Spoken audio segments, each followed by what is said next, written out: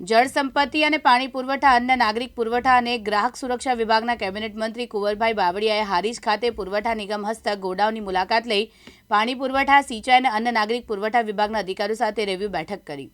ત્યારબાદ આગામી સ્થિત પાણી પુરવઠા વિભાગના હેડ વર્કર્સની મુલાકાત કરી પુરવઠા મંત્રી કુંવરજી બાવળિયા દ્વારા લેવામાં આવી રહી હતી। બેઠકમાં મંત્રી કુંવરભાઈ બાવળિયાએ પાટણ જિલ્લા પુરવઠા અધિકારી પાસેથી અનાજ વિતરણ વ્યવસ્થા, ઈ-કેવાયસી અંગેની જાણકારી મેળવી।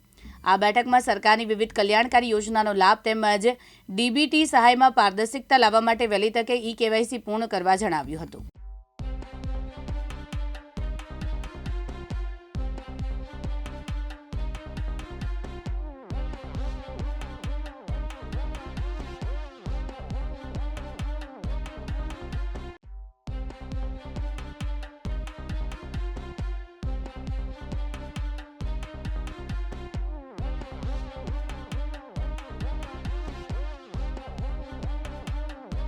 हार्दिक सोलंकी साथ ओपेश पंचाल, दिव्यांग न्यूज़, पाटण।